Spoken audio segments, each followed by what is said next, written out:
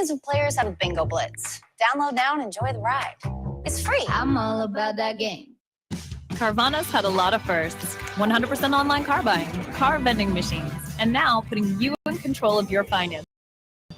At Carvana, get personalized terms, browse cars that fit your budget, then customize your down payment and monthly payment. And these aren't made up numbers. It's what you'll really pay, right down to the penny. Whether you're shopping or just looking, it only takes a few seconds and it won't affect your credit score. Finally, a totally different way to finance your ride. Only Carvana. It used to be me on a health. It was so hard to keep up. I needed a solution. Then I discovered Kenko. Over 50 different organic fruits and vegetables. Hit with some freeze-dried magic, delivered straight to my door. That's magic. End the day with a delicious, healthy smoothie and none of the hassle. Kenko. Fresh start. It's where we go after we die in Jamaica. I'm still here, Dad. I'm gonna find him. The In-Between, rated PG-13. These are back for blood. Let me off of here! Everybody gonna get their hands dirty this season. It's gonna be rolling. The Challenge All-Stars. Now streaming on Paramount Plus.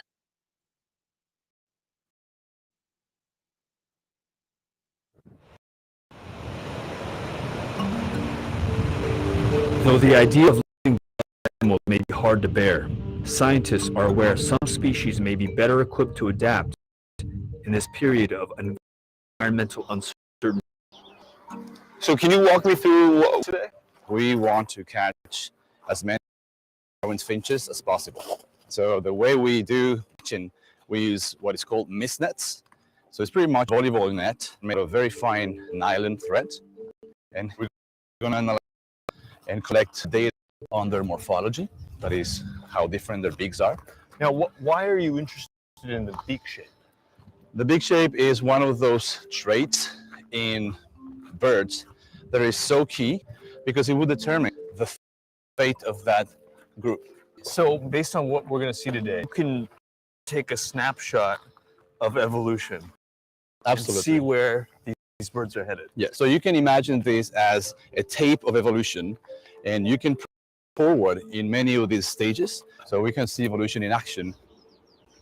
We have found a spot down here that has worked very well in the past days. Sure. Jaime Chavez is a researcher, a self-described bird geek. He and his students are looking for Darwin's finches, the very species that inspired Charles Darwin's The Origin of Species in 1849. The more steel the net is, the more effective in these guys. Jaime believes finches meaning and understanding how environmentally driven evolution can shape all future.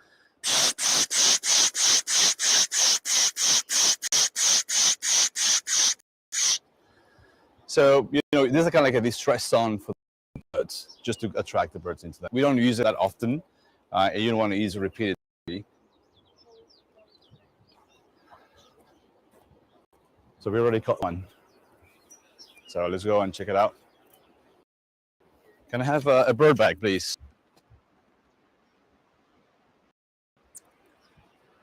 This is the famous Darwin finch, and this is one of the ground finches, which are the birds that are feeding on seeds on the ground, mostly. I see they go also feeding on these other resources. And because of the size of the beak, you can tell this is a small, this is the smallest, like a little bag. So they don't stress out, and we can continue this process. Just as we were talking, 5 more got in the nets here. Jaime is the only person here allowed to touch the birds. A strict policy limits the human footprint on wildlife. So we are going to be taking the species, the sex, length, width, and height. 3 measurements that I take. So peaceful. Yeah, and we're talking about like maybe 1 millimeter difference. Yeah, but that can determine if one lineage lives outside, right? So, so you make super small measurements, but that's enough. You have one type of seed that is more abundant than the other. Right. But those subtle differences can determine whether you survive. Absolutely. Yeah. That's why we're measuring that. And here you can see that it's a slight difference between this guy here, maybe a little bit larger on the length compared to this one here. And these are the same species, right? These are certainly the same species. Jaime and his students are examining the beaks of finches and tracking their shapes and sizes year after year, 9.5, which seem to change based on the varieties of food available to them. In effect, creating a small but evolutionary adaptation, 69. while the birds with inadequate beaks simply die. So we can let it go. All right. It's not ready to go. From a real evolutionary standpoint, it's a moment. Right. It's like a blink of the eye, right? 2-3 birds breed every year. So in 3-4 years, we can have the initiation of a new species. In so little time, you can see the evolution in action. The team's observations suggest this species' remarkable shape-shifting ability may make it uniquely primed to succeed in coming generations. Okay, I need another person to help with color bands. Many other species that when you have changes in environment, they don't have the time enough to respond. We've seen species being formed in the last 5 years. We've seen species disappearing in the last 20 years. In 2017, researchers discovered that an entirely new species had just recently been created, one with a finch species, and produced offspring. In the context, we're going to be seeing more species interacting to each other. Species are migrating. You will probably see an interbreeding and a fusion of two species into one. As nature marches forward, the animals that inhabit the earth in the future may look drastically different than what we see today. It's no longer enough for animals to evolve. They have to adapt now, adapt fast, or die.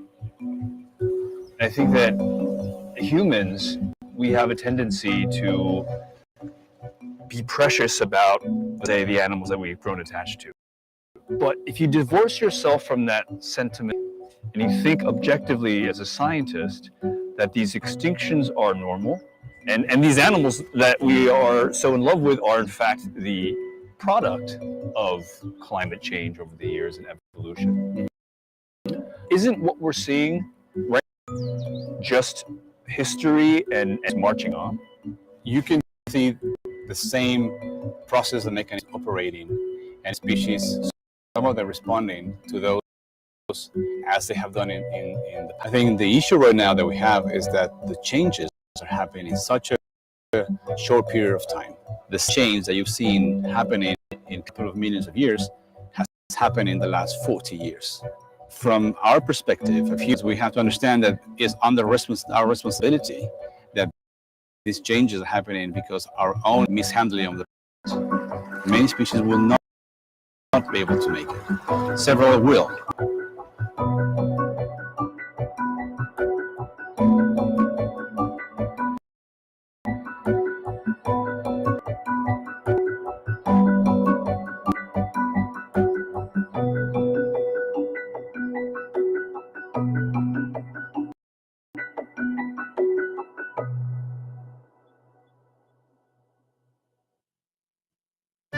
I strip on public transit.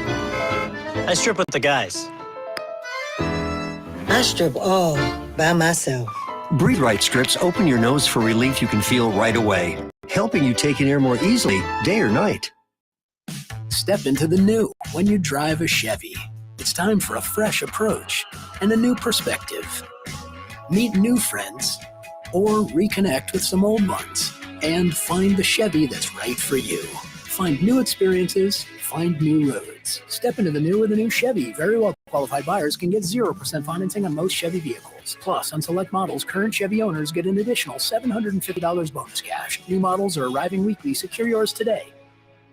Will you teach me to ride a bike? You're gonna pedal, I'm gonna run behind and hold you out. I'm doing it! I need Mom to sing song, Kitty. Look at Stephen Hawking over there. He's in a wheelchair. You don't hear him whining about it with his robot voice. Sheldon, Thursdays on CBS. Back on Paramount Mountain.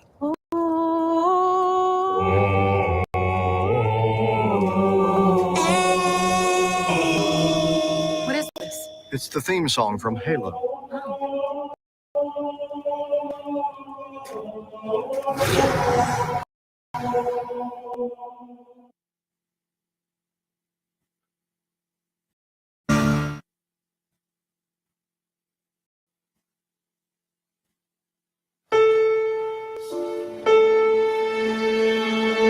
Broadway is this little world unto its own. It's so key to the identity and spirit of New York.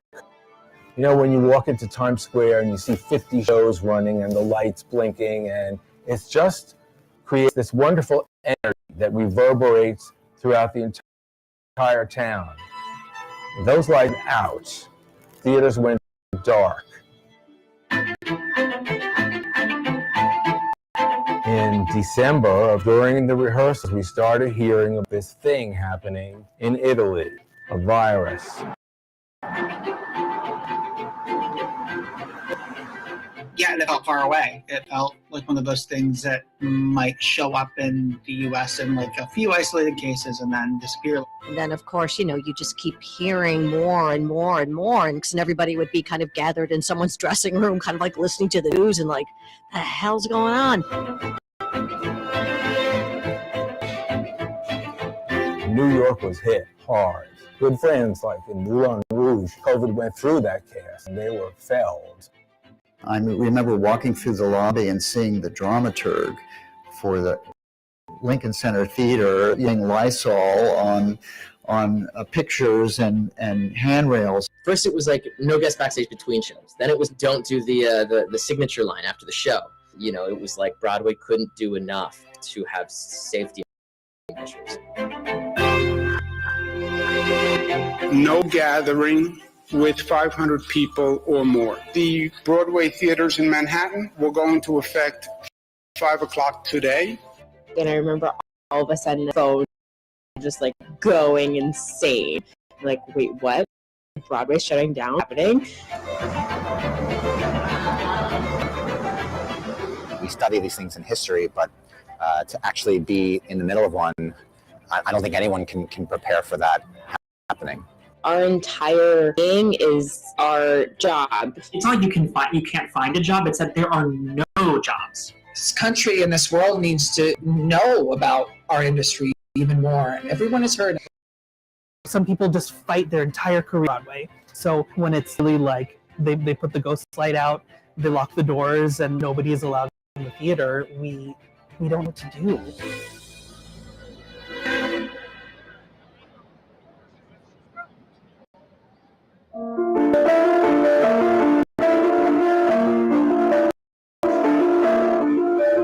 My name is Tom Kitt, and I am a composer, arranger, and orchestrator working on Broadway. Well, I was working on a few different shows, actually. The musical Jagged Little Pill, for which I'm music supervisor, orchestrator, and arranger, had opened in December of 2019.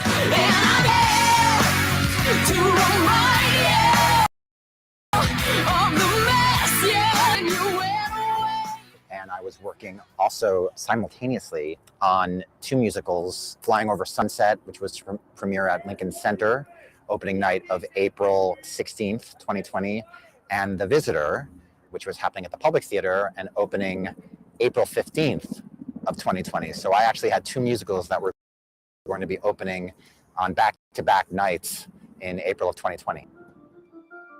Musicals take a lot of time to come together and to get to a place where you're ready to share it with an audience. So The Visitor, our very first developmental reading took place in the summer of 2018, and the very first developmental reading of Flying Over Sunset happened in the summer of 2015. So it's a combined of work. So certainly to have spent all that time and created two musicals, two new original musicals that I'm excited about, so proud of, and to see you just get right up to the moment and then have it not happen, it was devastating, and it was really hard. It's just a lot to process. For me, I have been going from creative process to creative process, and suddenly there's this uncertainty, and just didn't know what I was supposed to do in that moment. I knew I didn't want to create anything, and I would wake up every morning with just this sense of dread and fear and sadness. And it's such a strange thing to think a few days ago I was here, and now I'm in this moment. We were at a place in the theater where we had moved onto the stage. We had been teching, putting together the work, and then adding the, as you do, the orchestra and putting all the cues together. Each day we went along, this shadow started coming over us of this mysterious flu that we had heard about. And people started to be aware of it, and every day seemed to get a little darker and darker from the shadow until I would say it must maybe 3 days or 4 days prior to our first audience, we heard that Moulin Rouge had to close down. The company, someone in the company had COVID. Then we went another day or two and heard that another show had closed down. So we knew that the shadow was coming closer and closer over our theaters. It was in March 12th that our show was to have its first preview, and that was the day that Broadway shut down. No gathering with 500 people or more. The Broadway theaters in Manhattan will go into effect 5 o'clock today. So it was, 4 years to get to the exact moment where we would have been doing what we were born to do, what we lived for, and everything comes to a grinding halt. So there we were, squeezed in with a bunch of Broadway musicals that were supposed to open at the same time as us. There were 6 about the lives of Henry VIII, and there was Mrs. Doubtfire. The West Side Story revival was supposed to open, big musicals. I hope that they will all be able to come back. Blocks from Lincoln Center, and I haven't wanted to go back, and today was the first time I'm going back in a year, even though I live 4 or 5 blocks from it. Tell me what we're looking at here.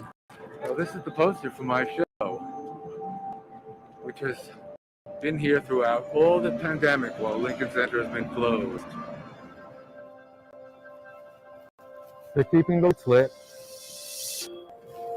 Coming this spring. Coming and going this spring.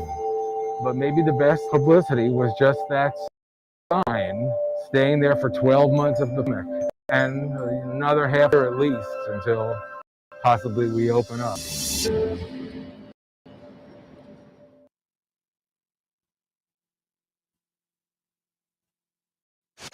An original CBS Reports documentary. The mayor, the city council, everything's run by men. Pine Lake is predominantly white, and the surrounding percent black. Somebody's going to get pulled over. Why are most people in the courtroom black? Most of the people in Pine Lake are white. CBS Reports document streaming now. Original CBS Reports documentary. Some Republicans are now accusing companies like Facebook of targeting conservatives. They've had unchecked power to censor. I do not have access to my main Facebook account. I wasn't given an explanation. I was just like, what did I do? It's not okay to shut down my voice. It's the same as yours. How those rules are enforced, that the rest of us know very, very little. The First Amendment from the government limiting our speech, have the ability to decide what speech they will allow. They're not the government. An original CBS Reports documentary streaming. An original CBS documentary. There is now more than $0.7 trillion in student loan debt. The punishing price of a college education. Why are we punishing millions of people because they chose to get an education? My parents didn't make enough to just write a check and pay for school, and so loans were really my only option. It just feels like quicksand. It feels like this huge thing I'll never get out from under. This would be a moment for the federal government to say, it is time for us not only to ask for forgiveness, but to extend forgiveness. There's a cost to forgiveness. Ultimately, taxpayers are responsible for the federal debt. An original CBS Reports documentary streaming now. An original CBS Reports documentary. The mayor, the city council, everything's run by a woman. Pine Lake is predominantly white, but the surrounding area is 90% black. Somebody's going to get pulled over. Why are most of the people in the courtroom black? Most of the people in Pine Lake are white. An original CBS Reports documentary streaming now.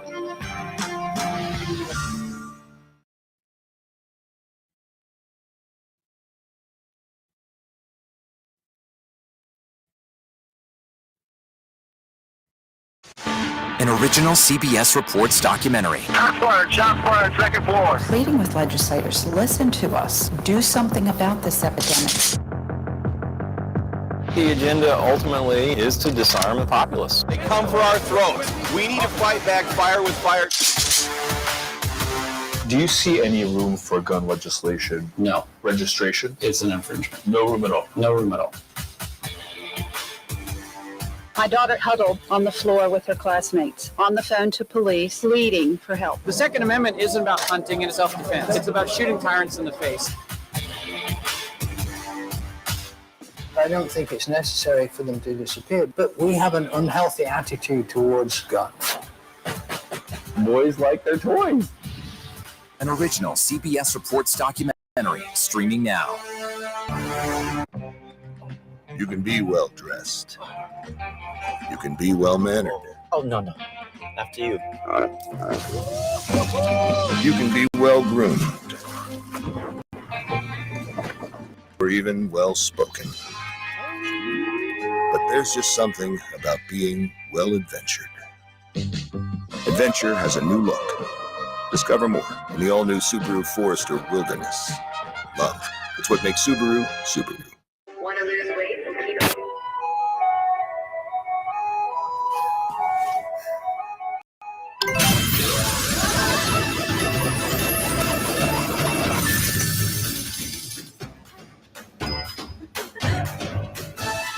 Turn any house into a house of fun. Play a variety of incredible slot games. Enjoy amazing quests and bonuses, and win huge jackpots.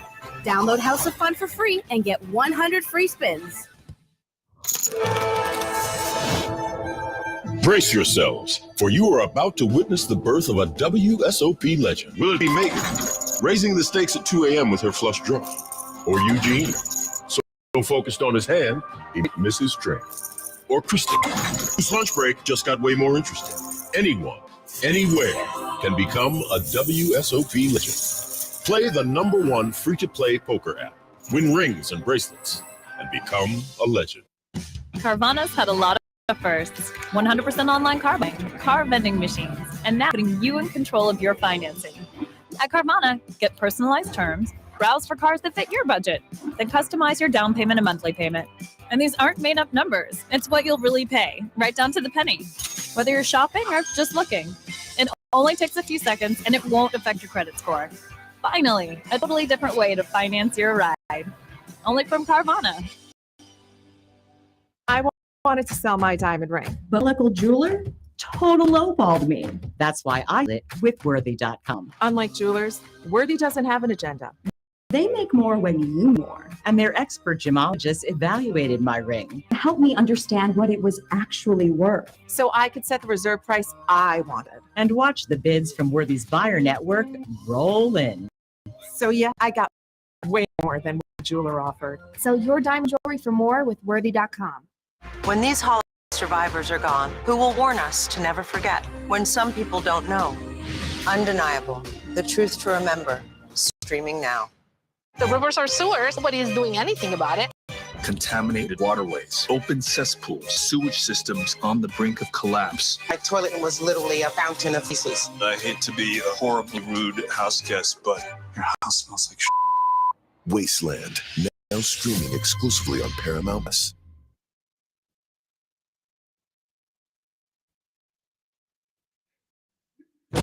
An original CBS Report documentary. I was entitled to equal pay for equal work under the law. Does the Supreme Court's power need to be checked? 9 Supreme Court justices, 5 of them said no, she's not entitled. That's not right. Calls to fix the court tend to go along with the politics of the moment.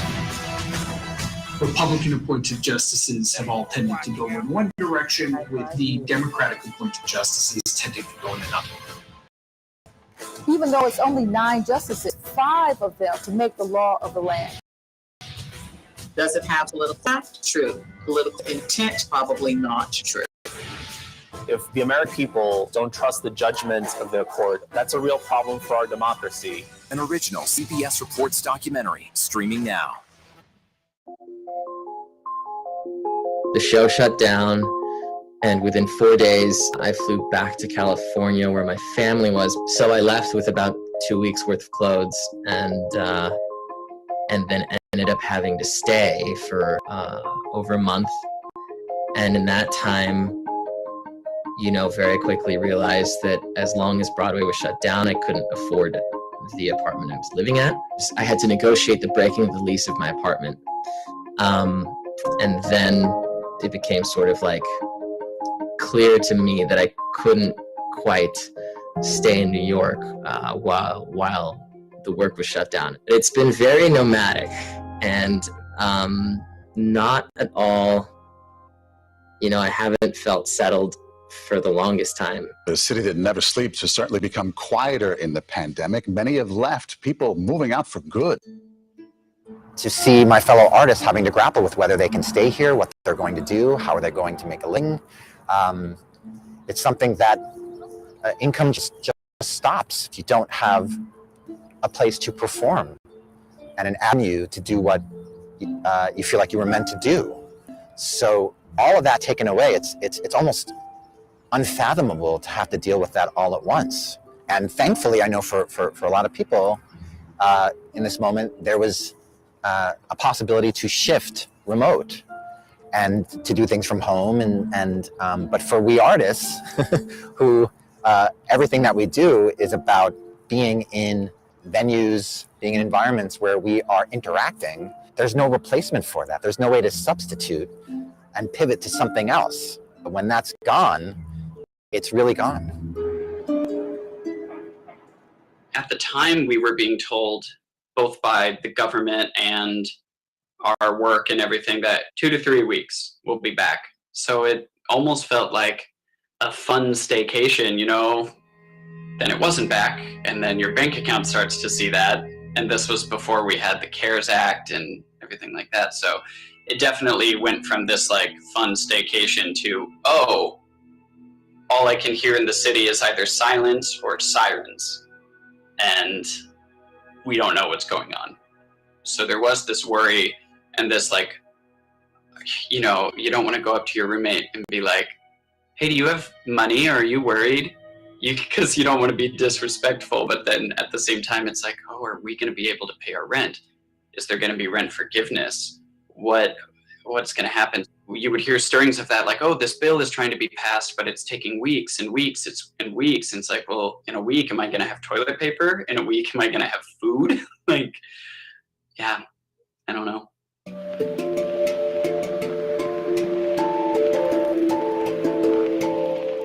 I was dance captaining the tour of the Book of Mormon. I was the child guardian on Flying Over Sunset at Lincoln Center. I was the bar manager for Jagged Little Pill. I was in the production of Beetlejuice the musical. Just saying the name. So I was the assistant conductor and one of the keyboard players for Beetlejuice on Broadway. I was the administrative assistant at Hudson Theater. I also worked part-time as the theater operations associate. We made sure that all the patrons got their drinks and all that. Visually, for the rest of the world, you see the actors. They don't know about the stage managers, the house managers, the assistants to all that, the ushers, the technicians. You have your safety people backstage. Is there pyro in your show? You have the people trained for that. It's huge. It is a huge amount of jobs to be shut down. There's a whole community of bartenders and merchandise and facilities, porters. It's not just the actors on stage, but it's all of the creatives who work on these shows and are able to make them happen, and the ushers and the dressers who, like, literally you would never see a Broadway performer on stage looking together or on stage on time if it wasn't for them, you know, the sound team, the lighting team, everyone.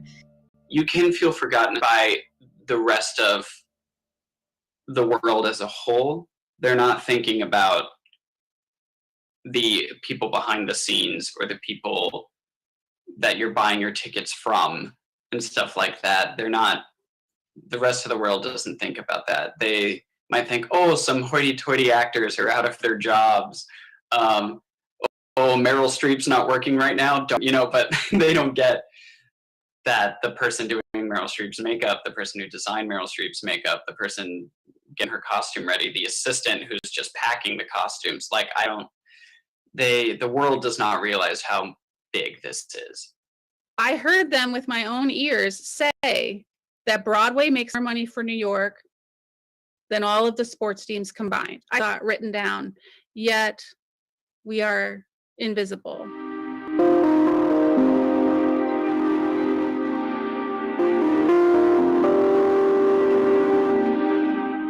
Broadway actually contributes about $15 billion to New York City's local economy and 100,000 jobs, and that includes ancillary things, the costume shops, the restaurants that are sustained by that. That's a big part of the economy. And when you take all of that foot traffic and all of that coming together away, there's a lot of people hurting. Every time they have all these, things on the news, and not to take anything away from people who work in the hospitality industry, because it's been decimated as well. It boggles my mind when you look at these of what Broadway contributes to New York City. It's more than concerts. It's more than all of it. The arts are one of the main draws that come into New York. And because of Broadway, because of off-Broadway, all of that, that's why the restaurants thrived. That's why, cabs. I mean, if you can go down to cab drivers, Uber drivers, hotels, all of it. When you look at who has a seat at the table with the government, literally you look at every industry and there is no representative for arts and culture. There's no one that has in the government supporting us. So why aren't these businesses being helped? I understand restaurants need to be helped. I know there's so many different components, but what about us? We weren't kind of given the same weight as other components of New York City, and I do not know why. You don't hear about Broadway, I think, because, Broadway has gotten really expensive. It's expensive. There are unions that escalate costs. And if they go to see a Broadway show and want to bring their family, they can only afford to go once a year. So I think that it doesn't seem at the top of our list when we're thinking of the casualties of the pandemic. But nonetheless, it was very much at the top of everyone who works there's list. It's their life. Behind the scenes of every show, you may see 8 or 9 people or 20 people on a stage. There's 200 people in every theater employed on that show. And they all have families, and they all depend on bringing home the paycheck. And so it's thousands and thousands, hundreds of thousands of people whose lives were affected. And perhaps a bit unfairly, they've kind of been lost in the shuffle and haven't gotten as much mention because people think of it as expensive and expendable. It's not expendable to those of us who depend on it for our daily bread.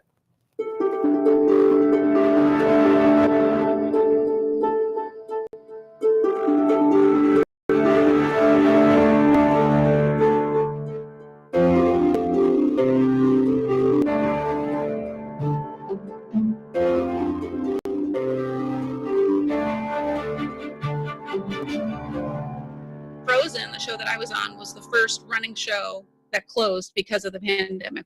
My name is Fran Curry, and I was the star dresser for the character of Elsa. The job starts out as being about the clothes and then moves into personal care. It's a very intimate relationship. Your maid, buddy, waiter, waitress, host, housekeeper, psychologist, any jacket you have to wear, you wear it. And it's all about communication and creating a good environment for your star, for your artist. Nobody knows what to do with me. So my resume, I have, 24 years of Broadway on my resume. I haven't been able to get a job at all. And I've been hustling and trying and all of that. I would send resumes all the time and never got a response, nothing. And I would take classes and they would say it's all about the filtering system. And I'm old. I haven't had to look for a job like this since I was 25 and I'm 51, So it was, I had one interview that I killed. It was awesome and I didn't get the job. It was like turning off a light. It was so bizarre. It was like going from a bright light to pitch black. I've been hustling to try to get a job this entire time, but no one can see us. We are invisible. I look at Australia, all their shows are open. That made me cry. Watching Australia, people are enjoying the theater and my friends are working. And here we are. Change of brake pads with GM Genuine Parts. All set. Alignment's done. It's all set. A few words can mean a lot. Across the country, Chevy certified service technicians have logged 1 million combined hours of training, developed with the help of Chevy engineers, so you can leave with confidence. All set. Perfect. Trust the experts today. Get all for winter by combining offers on base, wiper blades, and air filters. Chevrolet, #1 selling brand in the Twin Cities. At Safe Flight, we have service the way you need it. So when you have auto glass damage in Minnesota, trust Auto Glass. Bring your car to us, or we can come to you. That's service on your time. Safe Flight Repair, Safe Flight Replace. Hi, I'm Penn. This is my partner, Teller, and this is House of Fun. You know what's even better than spinning a slot machine? Spinning hundreds of them for free. We're creating exciting new slot games every month. Right, Teller? Come and play with us at House of Fun and claim your welcome gift. Download free now.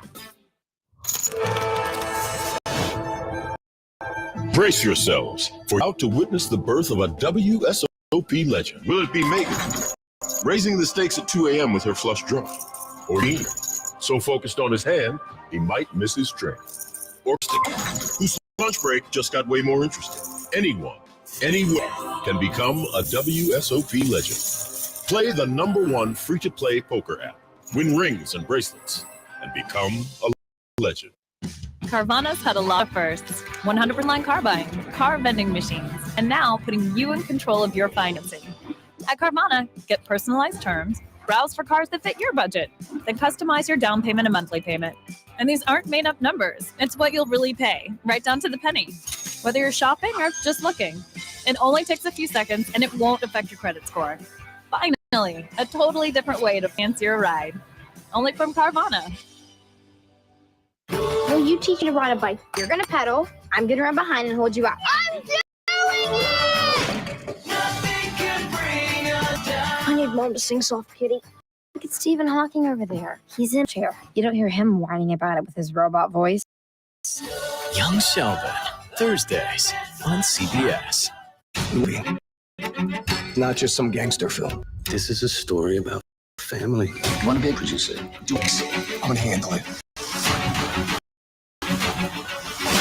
We're opening line. I in America.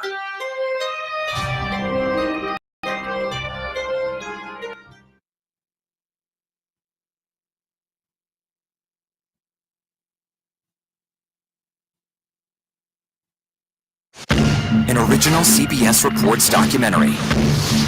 The mayor, the city council, everything's run by a woman. Pine Lake is predominantly white, but the surrounding area is 90% black. Somebody's going to get pulled over. Why are most of the people in the courtroom black? The people in Pine Lake are white. An original CBS Reports documentary, streaming now.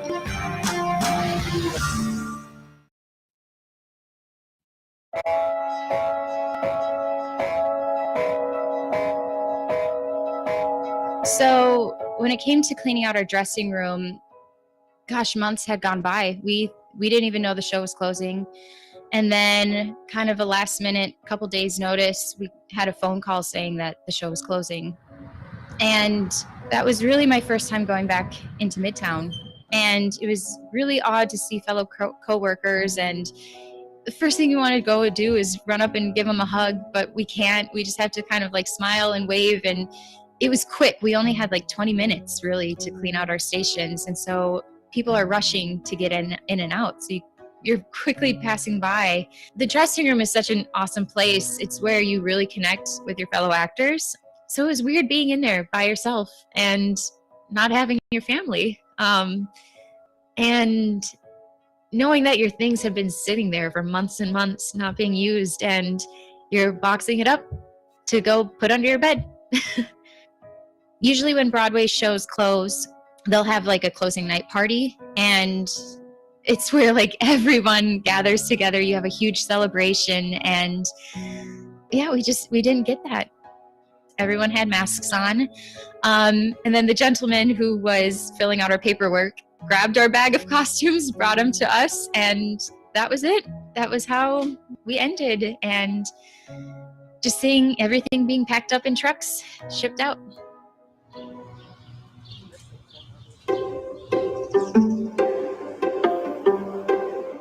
Again, like, check out these floors, like some wide plank.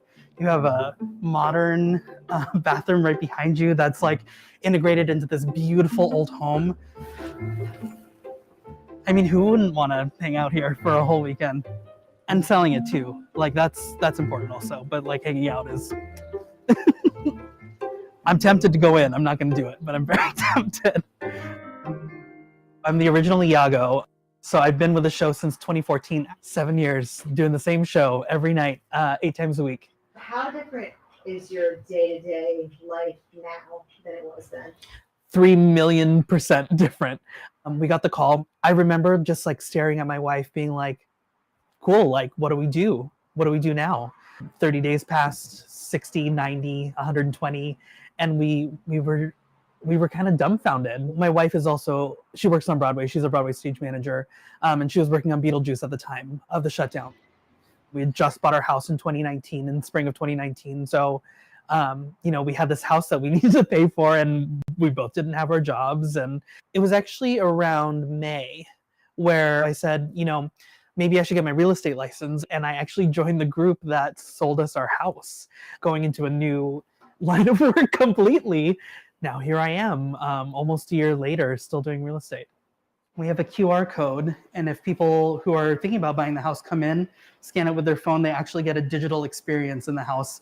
So I'm going to tell you a little trick of the trade, actually. When we prepare houses and when we show them over the weekends, or like when we have private showings, we actually turn on every single light in the house because it makes it feel more inviting.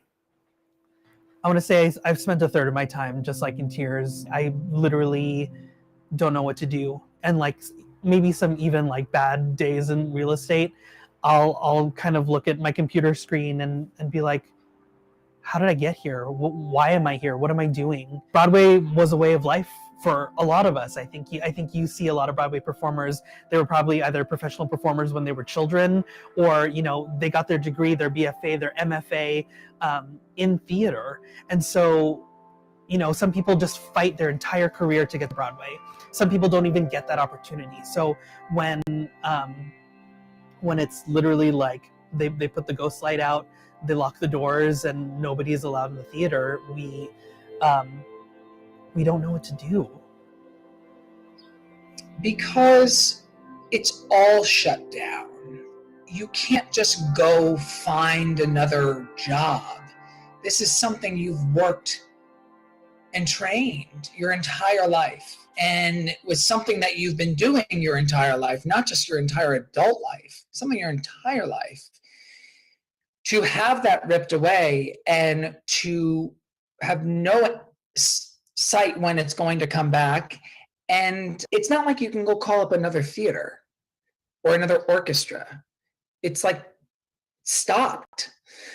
And it is, as most of us artists, our jobs are very personal to us. It's not just a job.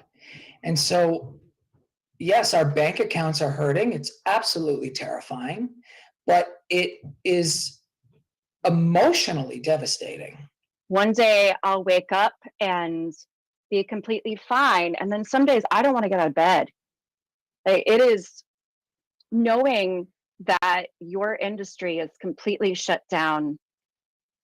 Every day I have to remind myself that I'm going to be okay and we're going to get out of this. I actually went through a slight depression, which I've never experienced before. I think the biggest sign was having a really hard time getting out of bed. And when I would then just go to the couch, and I felt like I needed a nap at that time too. It really stripped away a lot of my identity, and I'm still honestly figuring it out as I go along. I think people just think we're doing this for fun, which obviously it is fun. It's amazing. I absolutely love my job, but I don't think a lot of people realize, like, this is our livelihood. This is how we make money. And also with Broadway,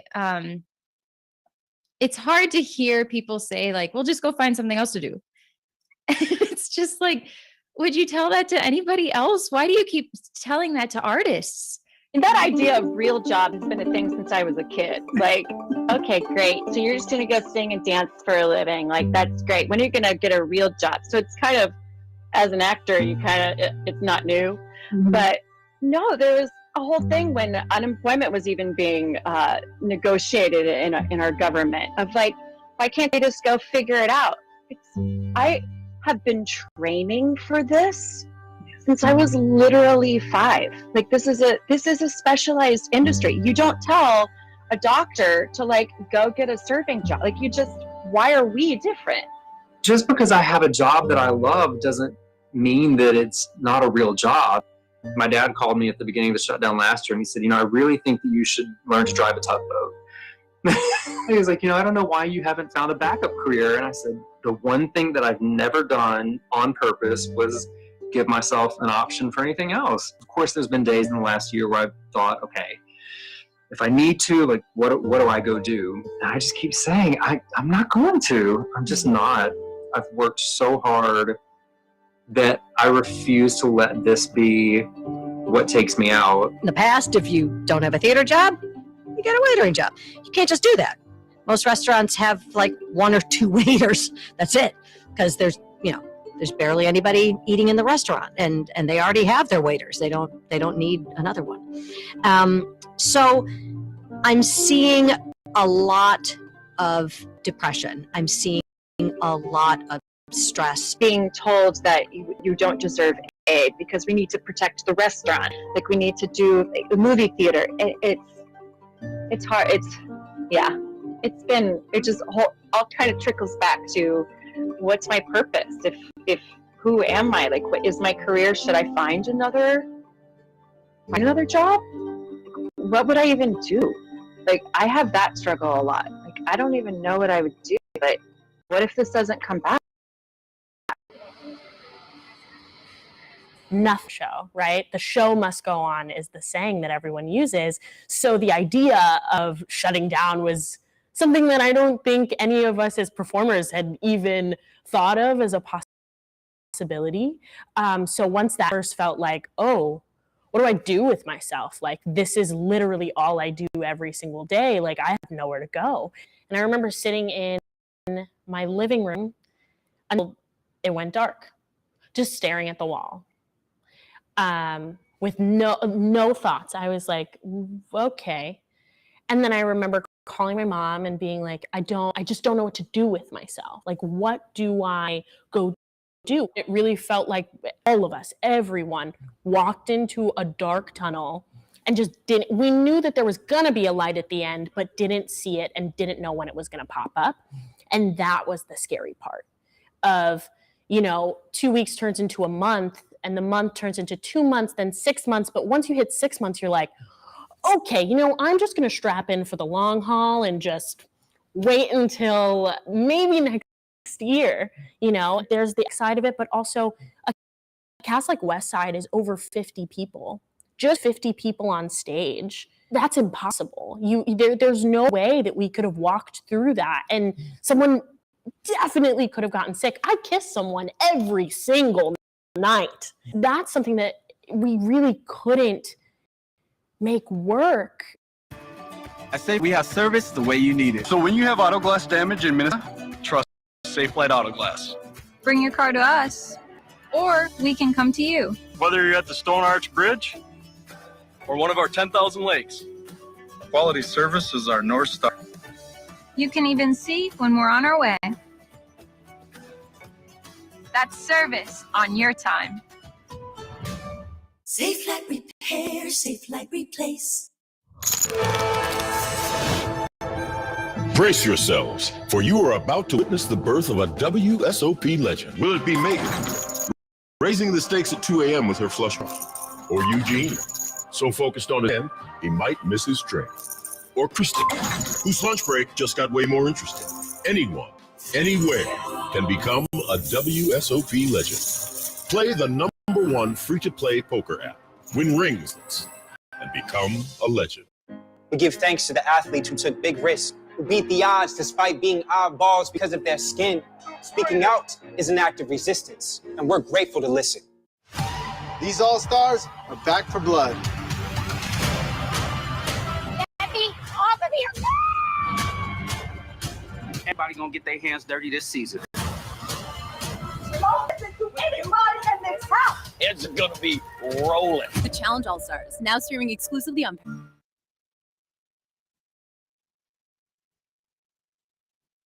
having a profession that was ripped away overnight by nothing you did, which is still hard for me to understand. And you can't replicate conduct Broadway orchestra with people that are like family to you. You can be musical and make music over Zoom, but you're not having that interaction. Also, lining up an orchestra on Zoom, please. It's a lot. There's full-on Zoom productions of things happening that are being paid for or paying to see. So, yeah, performers are getting work or something at a small margin, but not a lot of other departments in theater can do that. I have no I can't usher a virtual show. What's been tough about this is not only has it stopped us from working, but for many people who were living in New York, it pushed us out of being able to live here for some people forever and some for a certain amount of time. So it has fractured us, I think, in a really big way that maybe not a lot of the country has realized. So many other people just became work from home, and it was sort of like hunker down and stay here. For a lot of us, it was like we could only live here when we were working, and so we've been severely displaced. And there are many artists and workers from this who have left this town and maybe are unsure about when they'll be able to return. Did you have to pivot to something else? What did you do to make money? I rode my savings for as long as I could and unemployment, and then like, okay, I have to try to find a job. I have to do something. I have to make a pivot, even if it's just for now. I'm gonna get a job where I get to spend time with dogs. I did apply to the hardware store and the nursery and all that stuff. But that didn't end up working out. It's actually less safe to work in a store.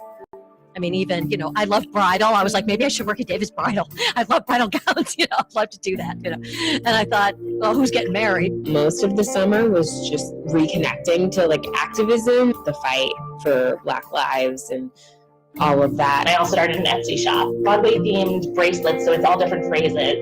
So picked from lyrics and show things. So I've got one that says only intermission. I just started a new job on Monday at a pharmacy for pet medication, which is cute. I like to think that I'm like saving puppies or whatever. But yeah, working the customer service side of that, I just pivoting again to something a little more stable, I guess, for now. You know, it was not helpful that in the last year, the Broadway League, through no fault of their own, you know, it just is what it is, kept coming out with those benchmarks and saying, you know, April.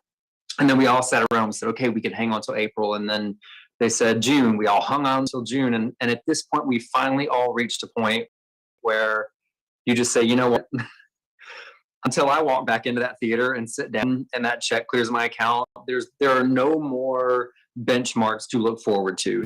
The thing about Broadway that's tough is the economics of Broadway are tough. And Broadway pretty much depends a lot on the advanced sales of tickets, because that's money in the bank and gives them an idea of how long they will have an audience, not day of sales. So this is a tough time for almost all shows to come back, because they've got to build a pre-sale. And I don't think anybody knows how that's going to happen and how that's going to work. But some shows, I think, are shows that have been running a long time, are tourist driven. And without tourism, I think that's going to be, particularly in the summer, kind of a challenge for some of the shows. But, you know, we're in uncharted waters again. I don't think anybody really quite knows. You know, when 9/11 happened, it became a kind of badge of courage to go to the theater and support it. And I'm hoping the same thing happens this time.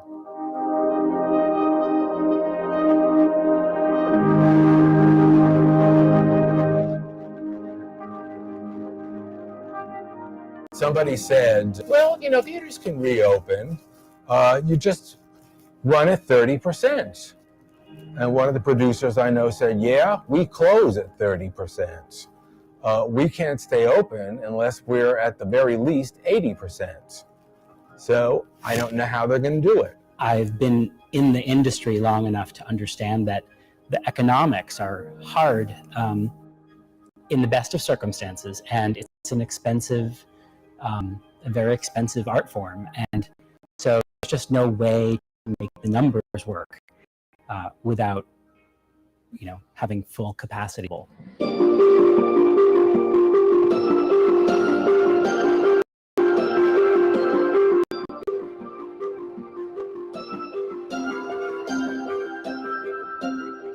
We announced a major reopening. We did it in concert with New Jersey and Connecticut, and we have dramatically lifted capacity, basically to the CDC social distancing guidelines. Broadway tickets go on sale today at 100% capacity for theaters. The shows open December 14th. That's a function of how Broadway operates, obviously. They have to have a play to put on. They're in the process of doing that, but the tickets go on sale tomorrow. Now there's reason to hope again. We can think about rehearsing. And we'll have to go back into the basement room, work it all out again, and then go back into tech and figure out what we did and maybe make it better, take into account the year we've been through. I'm sure that will color everything. Want to lose weight?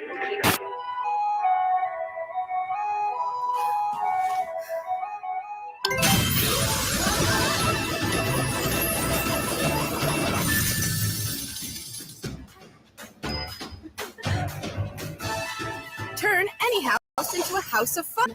Play a variety of incredible slot games. Enjoy amazing quests and bonuses, and win huge jackpots. Download House of Fun for free and get 100 free spins. This is where a legend was born, where Stan the Man would risk it all for a chance at a WSOP bracelet. A bad flop didn't stop. Bet 150. Not a cold turn. Bet 250. Not the river left him dead in the water. All in. He turned nothing into greatness. Become a legend in the official WSOP free poker app. Remember all our past lives. We have fought one another for centuries. Leap of faith time. This is the true story. The real world homecoming Los Angeles is make everyone go off. The most annoying would be Glenn. With issues. All of us wish we could take that back. And raw confrontations. You need to see how to understand what I'm going through in America. This is the reality classic you don't want to miss. Yes, be real. The real world homecoming Los Angeles, now streaming exclusively on Paramount Plus.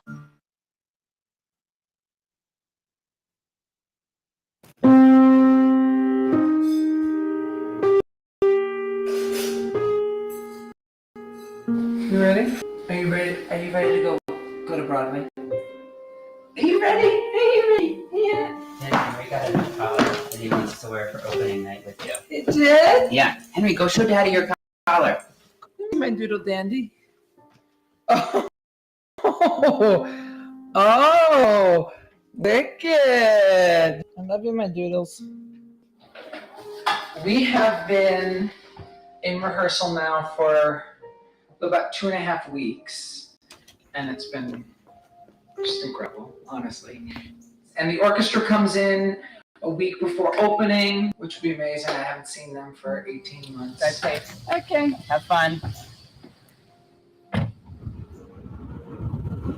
Everyone was always like wondering, like, when we get back into rehearsal, are we gonna remember it? Are we gonna remember what we did, how to do it?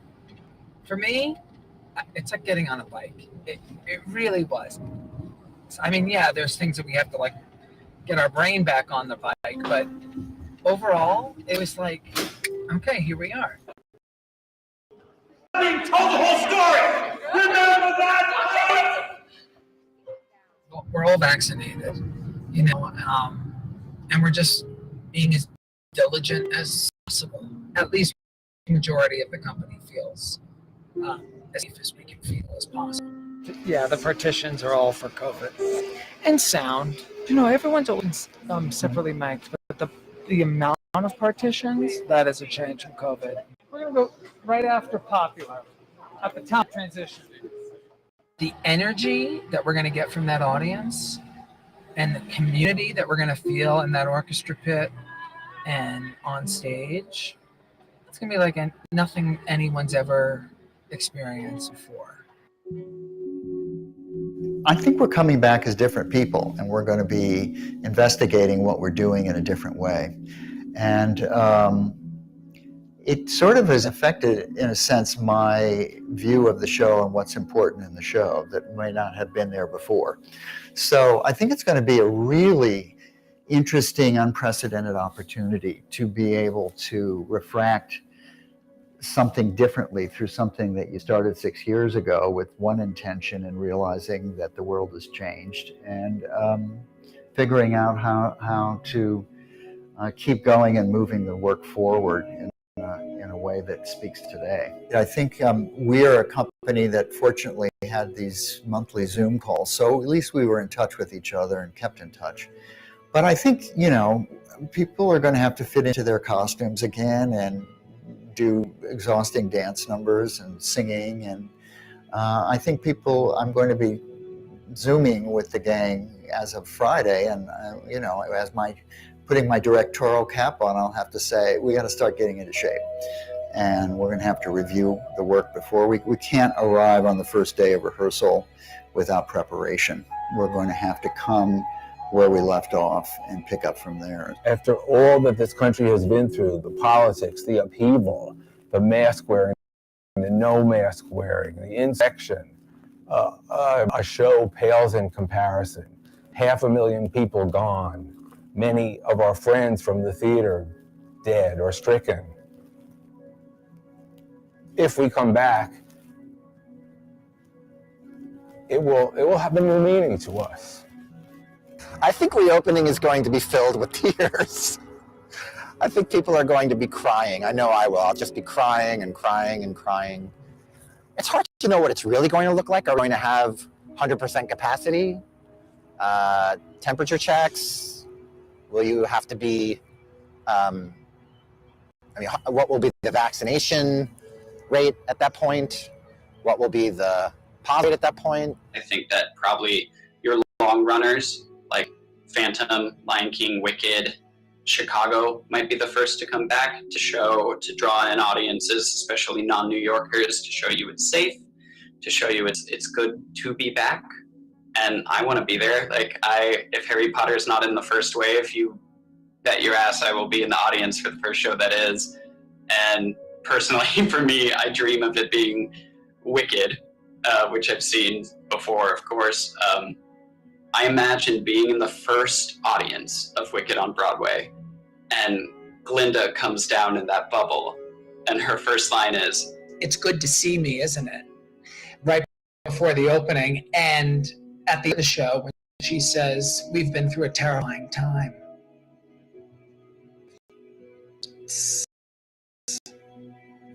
We dream of that. We dream, and I think it's going to be for months and months.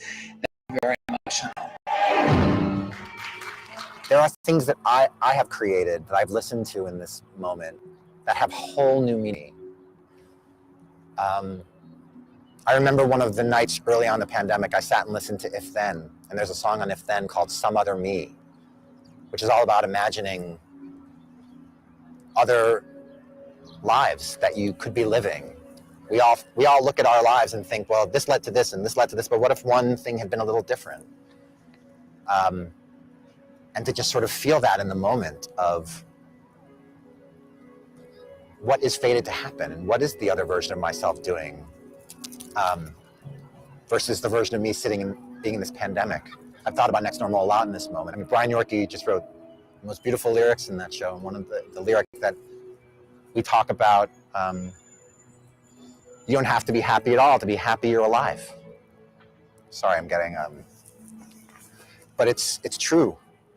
We have to be happy to be alive. We have to look at every day, no matter what's happening, as a moment that we can do something important, that we can help each other, that we can speak to one another, that we can make change.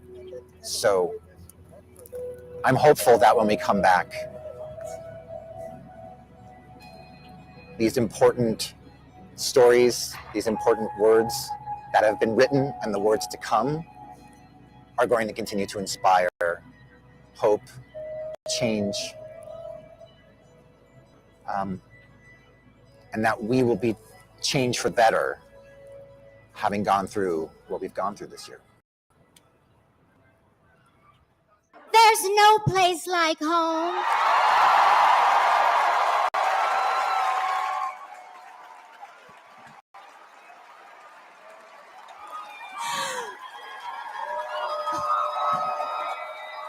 Thank you. Thank you. I wanted to be the one to be here to welcome New York and all of the theater goers back to what is, sorry, my favorite show.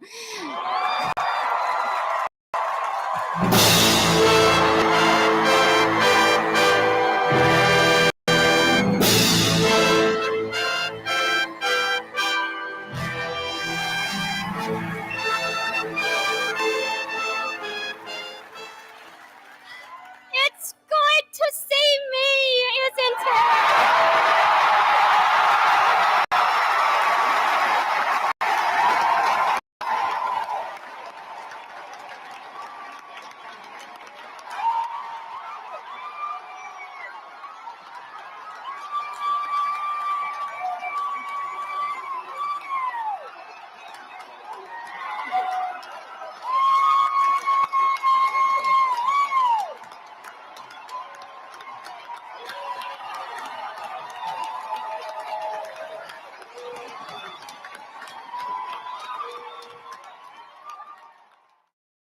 What's my safe flight story? I'm a photographer, and when I'm driving, I see inspiration right through my glass. So when my windshield cracked, it had to be fixed right. I scheduled with Safe Flight Auto Glass.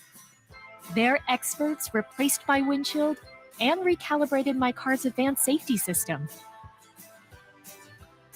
Safe Flight is the one I trust. They focus on safety, so I can focus on this view. Safe Flight Repair, Safe Flight Replace. Socks are the #1 most requested item in homeless shelters. Underwear is #2. And t-shirts are number 3. That's why we make incredibly comfortable socks, underwear, and tees. And we donate one for every one you buy. We've donated over 50 million items so far. Comfort for you. Comfort for those in need. Comfort for all. Get 20% off your first purchase at bombas.com. When these Holocaust survivors are gone, who will warn us to never forget when some people don't know? Undeniable. The Truth to Remember, streaming now. We want to make a movie, not just some gangster film. This is a story about family. You want to be a producer? Do whatever it takes. I'm going to handle it. What is our opening line? I believe in America.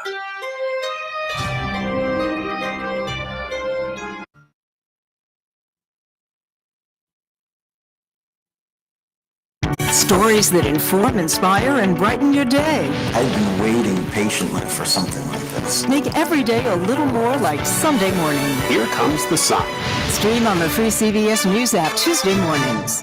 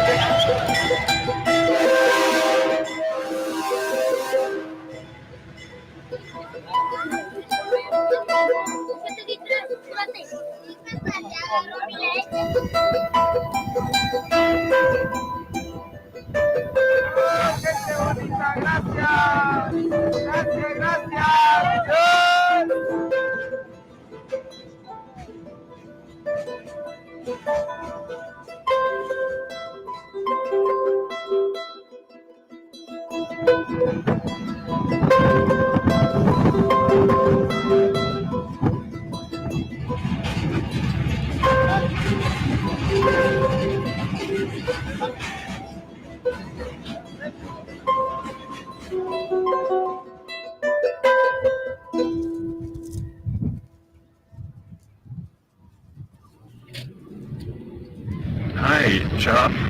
Good morning. Can you hear me okay? Hey, Shahab, where are you? Yep, okay. Can we meet you there in 2 minutes?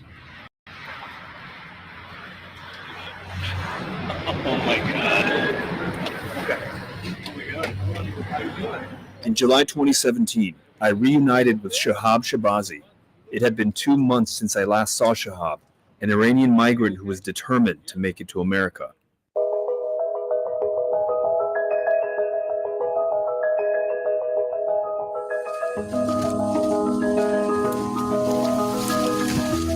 I got it, the goal. I got it, the goal. I met life. I need more life. We met Shahab in the notorious Darien Gap jungle and spent 10 days following his journey, a dangerous route that migrants from around the world increasingly traverse in the hope of getting to the U.S. I can't survive. Forgot what I need smoke. No. We parted ways at a police outpost on the Panamanian border. Take care. See you later. He's since crossed 6 more borders before arriving here in Mexico. One more border stands between him and his final destination.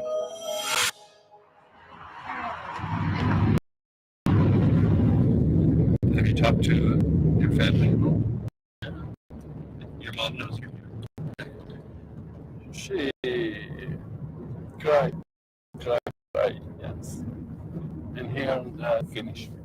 Shahab said he was forced to flee his home several years ago after being beaten and jailed for converting from Islam to Christianity.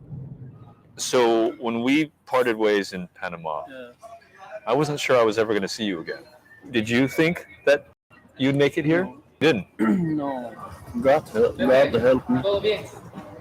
Jesus Christ helped me. It's very good. Thanks to God. Are you ready? Yes. Yeah? Yeah. Finish. Okay. I'll call you. Okay. Best of Thank luck. you. Bye. Bye. Shahab will ask U.S. border officers for entry into the country on humanitarian grounds. America grants this kind of protection, known as asylum, to those who can prove that they fled their countries for fear of persecution based on race, religion, nationality, political opinion, membership in a particular social group. People seem to think that like providing the asylum process is a gift that we're giving to people, but there's not. It's our obligation to do so. As a country, we committed ourselves that if people were being persecuted, we were going to welcome those people. We're going to allow them to stay here in our country. Luis has a personal connection to the asylum process. In 2009, he was attacked for being gay in his home country of Ecuador. He sought asylum here, and now he's an American citizen. If we make it too appealing or too easy, we're just going to attract more and more people who may not necessarily need to be in the U.S. and have a valid claim. If I would make you talk to any of my clients who have sought asylum in the U.S., the last thing that you're going to hear from them is that the process that they have been through is easy. It's a very long, complicated process. So you wrote in this essay recently, don't come here if you are afraid for your life and you have no place to go. Don't pick this country. It is not safe for you here anymore. For somebody who came here and found refuge, to write this message ostensibly to other asylum seekers is powerful. It's me screaming of desperation. But I think that I'm also trying to inform the people, it is not as great as people paint it.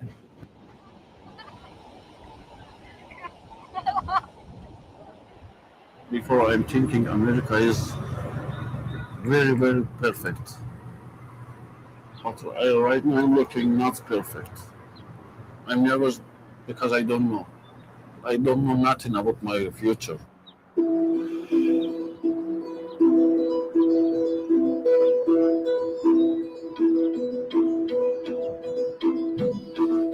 Shahab spent 6 months in immigration detention after he asked for asylum, a routine procedure while the government investigates asylum seekers' claims of fear of persecution.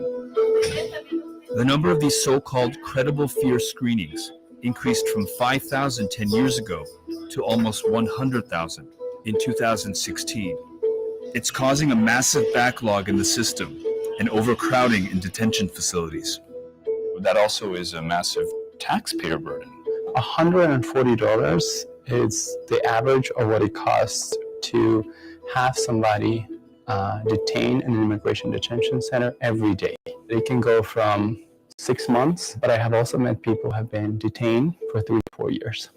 But wouldn't critics say that allowing someone into the country and after a very short period of questioning, releasing them, you stand a risk of seeing them flee or not reporting to their hearings? People who have a valid claim for asylum, people who have traveled and have made so many sacrifices, have a huge motivation to come back and to finish their cases and to be able to finally have closure. At Safelight, we have service the way you need it. So when you have auto glass damage in Minnesota, trust Safelight Auto Glass. Bring your car to us, or we can come to you. Whether you're at the Stone Arch Bridge or one of our quality service is our North Star. You can even see when we're on our way. That service on your time. Safelight Repair, Safelight Replace. Hi, I'm Pep. This is my partner, Challer, and this is House of Fun. You know what's even better than spinning a slot machine? Spinning hundreds of them for free. We're creating exciting new slot games every month. Right, Challer? Come and play with us at House of Fun and claim your welcome. Download for free now. We are spoiled in Serie A this week. Trying to catch us. What's the story? We ain't gonna never stop. This is the true story. The Real World Homecoming Los Angeles is making everyone go off. The most annoying would be Glenn. With groundbreaking issues All of us wish we could take that back. and raw confrontations. You need to see how you understand what I'm going through in America. This is the reality classic you don't want to miss. Yes, be real. The Real World Homecoming Los Angeles, now streaming exclusively.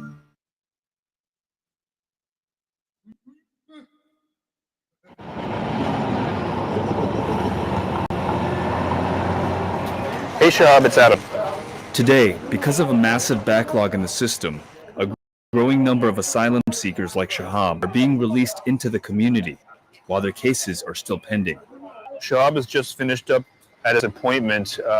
He's got to come to downtown San Diego every 2 weeks to check in with ICE, to check in with the immigration authorities, just to ensure that he hasn't fled, because he is in probation, essentially. Shahab is just a few weeks into his new life in America. He's sleeping on a couch at a friend of a friend's house. He agreed to meet at a cafe close by. Remember that? We were at the top of the hill. Here is border the Colombia and Panama. You said, should I pee in Panama or should I pee in Colombia? Yeah. That was a very happy moment. Yeah, very happy because finished the jungle. But after 5 minutes, I have too much stress. I remember. How are you feeling right now? I feel very poor because I need job.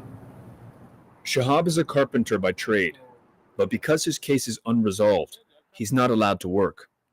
He relies on handouts from fellow asylum seekers he met in detention and from strangers. I have only 200 peso from Mexico, nothing more. That's like $10. Yeah, like $10. Are you still happy that you came here? Happy for what? Happy. Look, it's very different. When I can say I'm happy, I have a job, I have future, I have something. Right now, I can't say I'm happy or no. No, I'm not happy. Before I thinking government help me, but nothing, not for help, nothing. Shahab is on edge. His initial court hearing has been postponed for 2 months. He says that he struggles to fill his days, that he feels lonely, helpless, and frustrated. It's not easy to leave, to leave your home, to leave your community, to leave your language. I think that it's important to establish a difference between people who are coming here for economic reasons, for prosperity in general, and the people who are coming here because of violence in their country, or because of war in their country. And there's fighting somewhere in the country every day and every night. There are almost 10 murders on the streets of El Salvador every day. Their life is at stake. When your life is at stake, you do everything to be able to find a place you can be safe and prosper.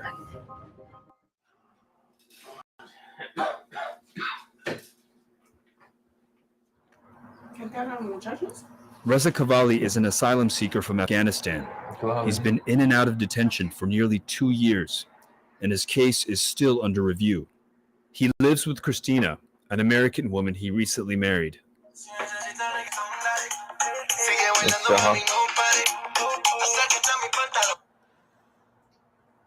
الو سلام چطوری؟ بیا اب نداره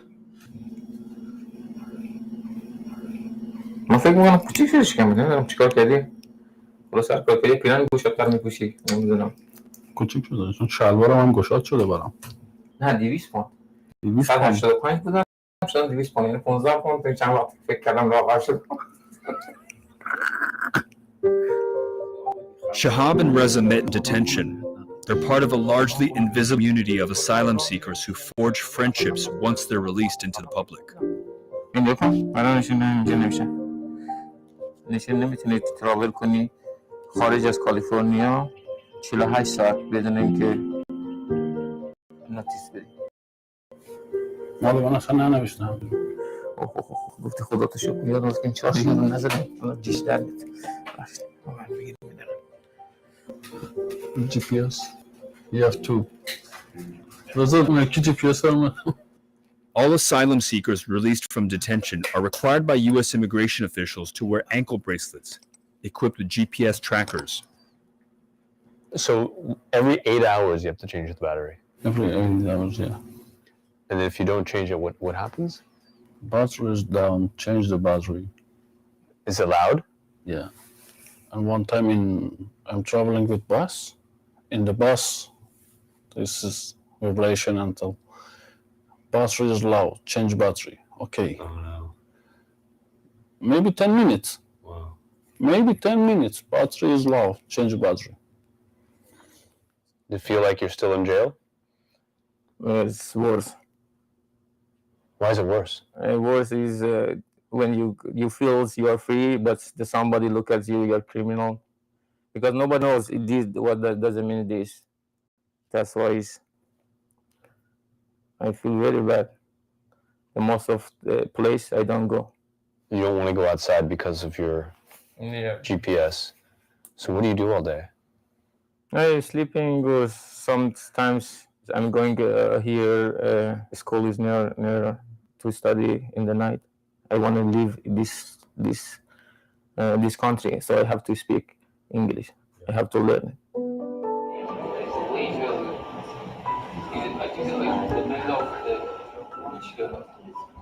Okay, take out your books, okay? Less than 7. So you know the vocabulary, right? Some asylum seekers can avail themselves of certain free English classes. But while their cases are pending, they are not eligible for other social benefits. Yeah. So at least you can find that one, right? Mm-hmm. Go ahead, find it. So why do people read this? So hard.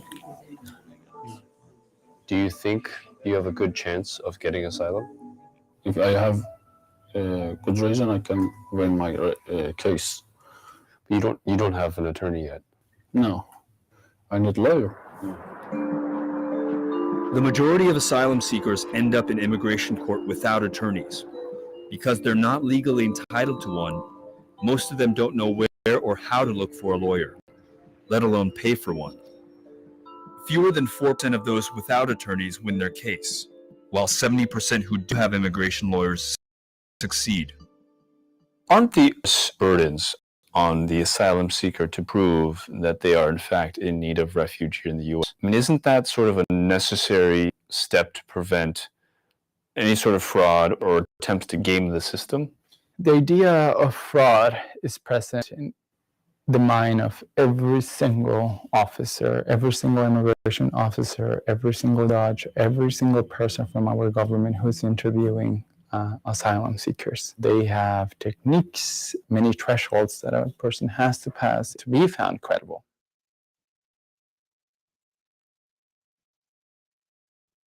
An original CBS Reports documentary. When folks on the right talk about socialism, it's a boogeyman. Socialists are always going to promise you free tuition, free healthcare, free everything, but they will never promise you freedom. I think of socialism as government control.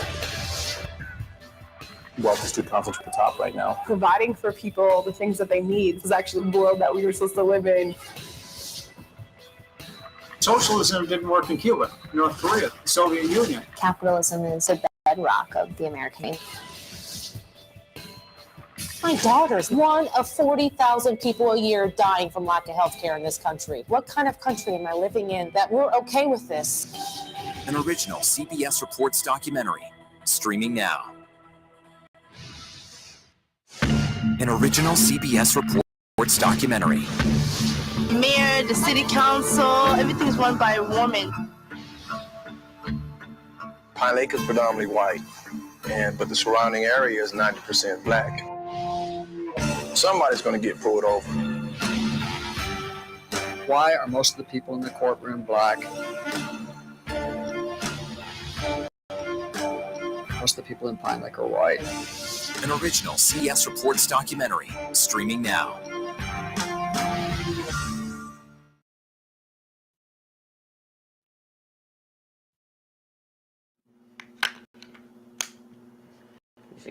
Reza is fighting a deportation order from 2017. He's trying to get the court to recognize his marriage to Christina, a U.S. citizen. He has taken on his case free of charge. She's vigorously fighting to keep him here. Well, basically, you have to wait till they come up with an answer.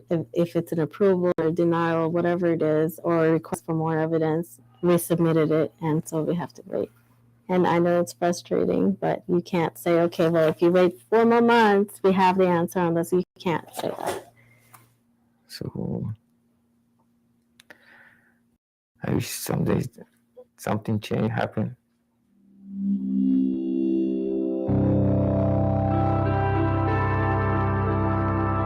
The onus is we feel as though if we sent you back into these conditions that you're likely to be harmed or killed. Correct. Or killed, tortured. For example, in Iran, if you're born a Muslim and you convert to Christianity, the law says they're allowed to execute, they're allowed to kill you, they're allowed to put you in prison. People actually getting sent back and executed. Mm-hmm. So it's a real threat. It is.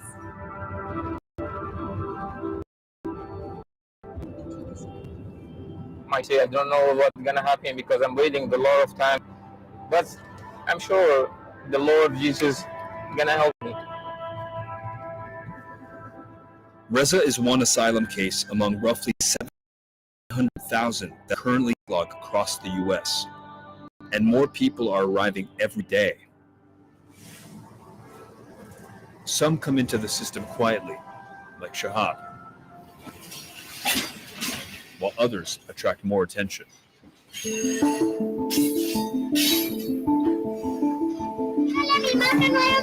A caravan of migrants makes its way through Mexico toward the United States border.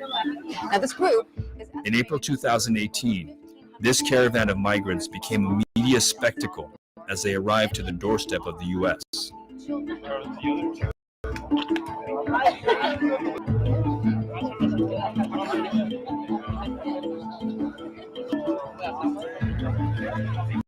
Me siento bien de ver de aquí, pues yo pienso, pues con la ayuda de Dios, de verdad.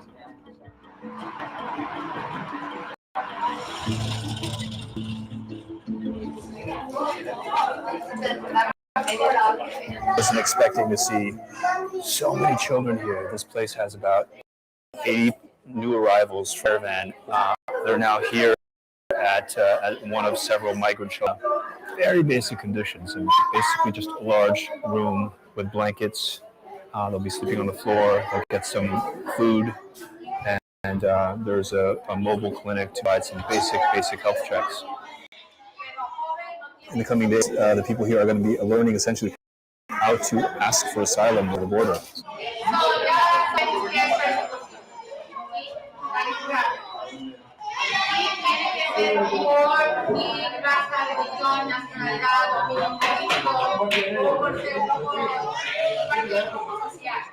First thing that the person does is says, I am here in the US, I am not in my country of origin, and I am afraid of going back to my home country because I'm being persecuted. And then that statement that the person makes triggers all sorts of consequences for that, and it starts the process of asylum.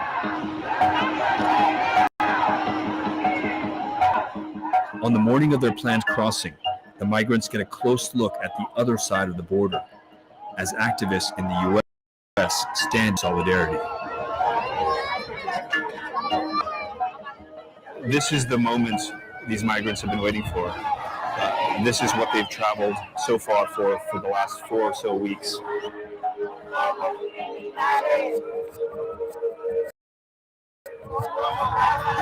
It's the end of a journey, but really is just the start of an even more arduous and definitely more time-consuming process.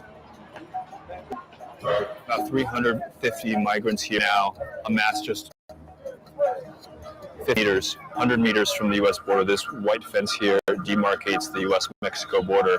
There's a little bit of chaos and confusion here as to whether these 300 people will actually be able to cross the threshold into the U.S. to even plead their case. So we're just kind of sitting and waiting to figure out whether we're going to be able to cross over or not.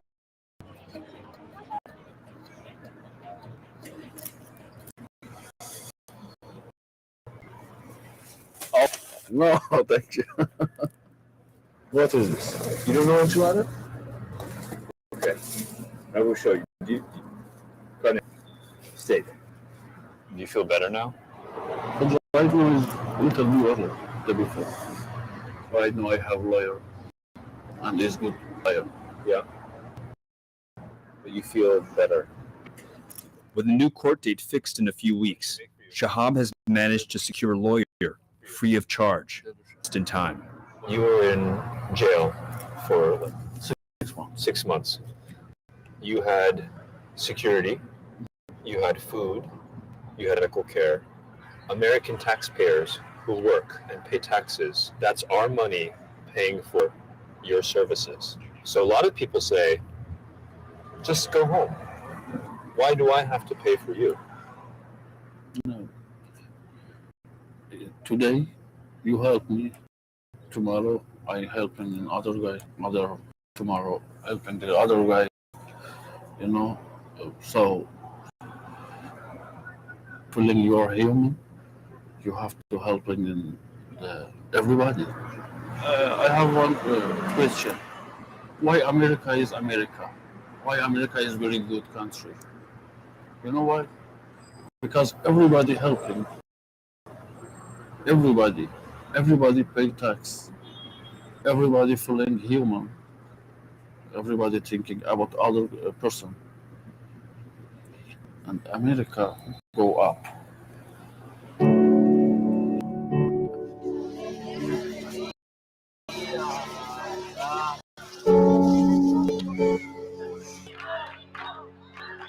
Right now, there are many, many migrants in Tijuana who want to come and ask for asylum.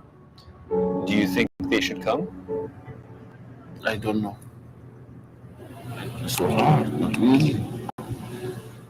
But America has very good security for people. America is good. They have options. It's good options. I like this. So you think you can help America? Yeah, why not? You think you can help me? Yeah, of course. I'm sure. Why not? Why not?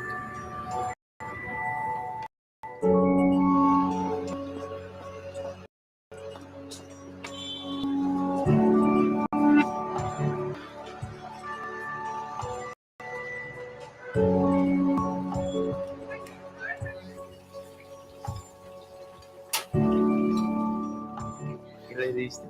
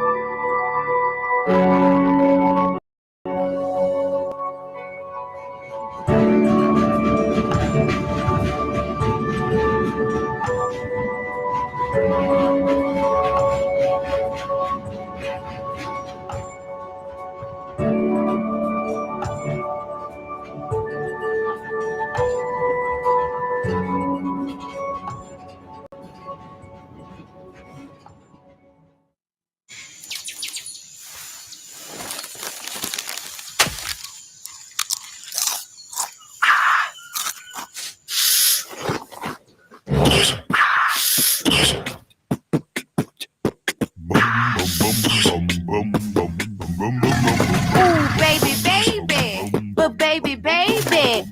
Nope.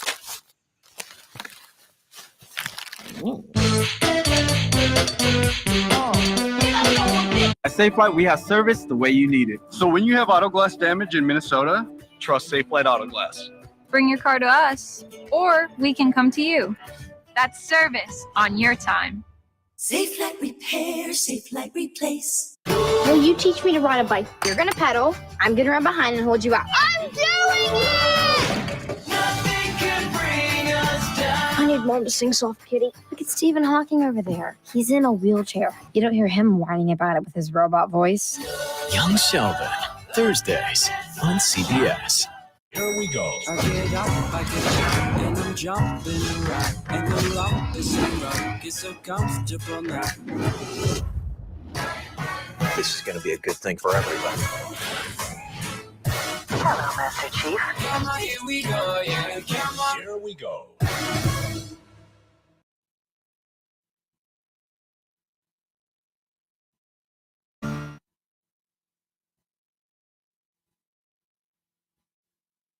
Ten years years ago, a black teenager was gunned in a quiet Florida neighborhood. His death ignited a movement that burns a decade later.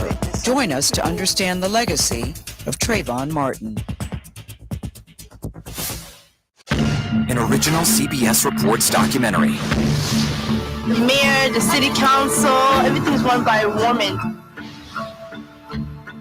Pine Lake is predominantly white, but the surrounding area is 90% black. Somebody's going to get pulled over. Why are most of the people in the courtroom black? Most of the people in Pine Lake are white. An original CBS Reports documentary, streaming now.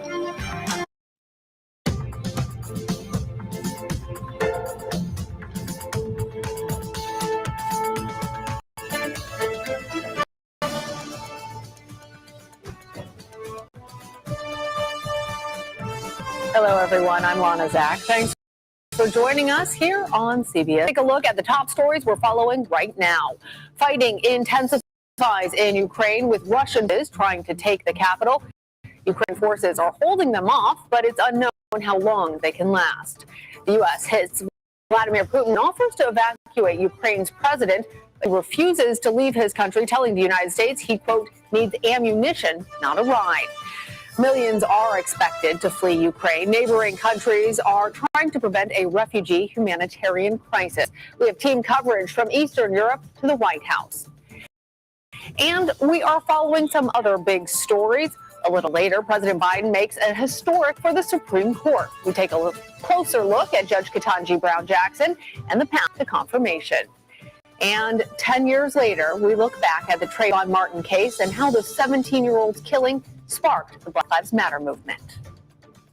We had an admitted killer. We had the actual weapon, but we didn't have an arrest.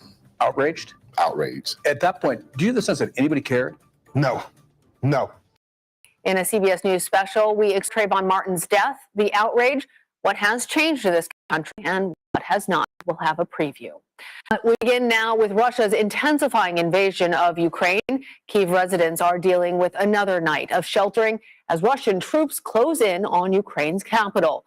Ukrainian President Volodymyr Zelensky again made an appeal for more Western help and vowed to remain in Ukraine and continue fighting the Russian assault.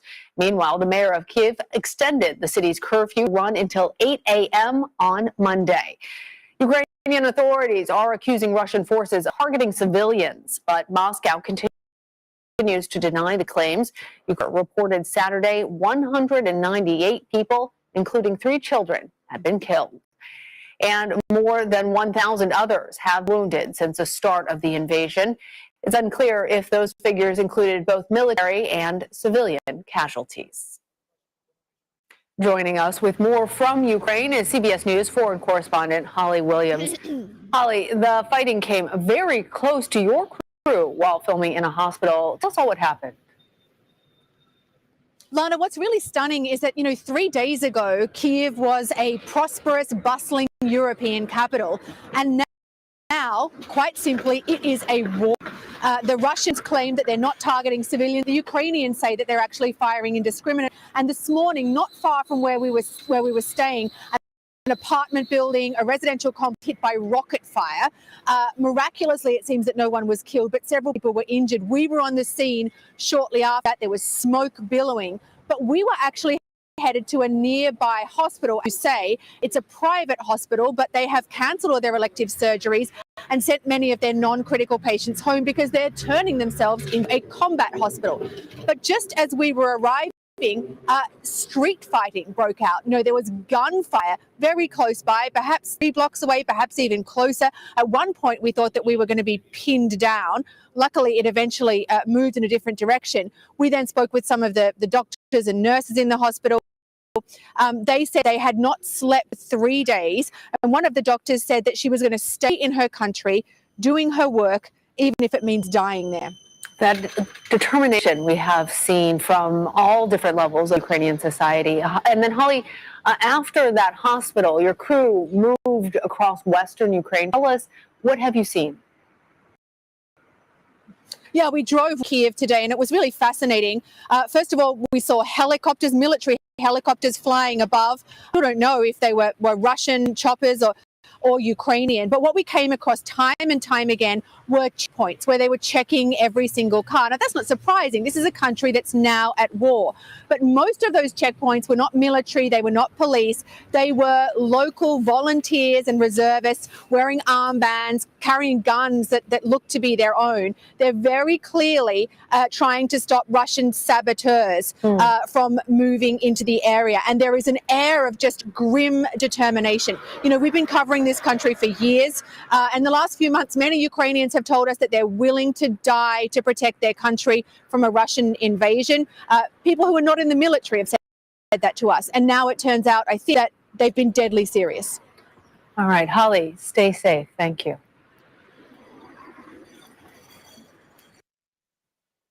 As the fighting ramps up, tens of thousands of refugees are trying to flee Ukraine. CBS News correspondent Christina Ruffini joins me now from Poland, where people are at the border. Christina, hello. So NATO says that the Russian invasion could drive more than 5 million Ukrainians there. So where all are refugees going? How are they getting there? And what is the situation on the ground?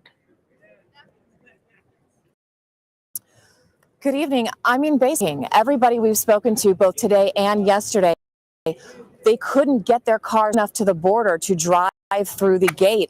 Actually, fewer people coming over today than yesterday. And I think that's because you've seen those images of the traffic jam. The highways just gridlock anywhere in western Ukraine trying to get out of Slovakia, Romania, here in Poland, that they have to park the cars. And we spoke to one woman with her 4 kids and they were all dragging luggage. She said they waited and waited and it was clear the cars were not moving. So they just walked. And that's something we heard over and over again.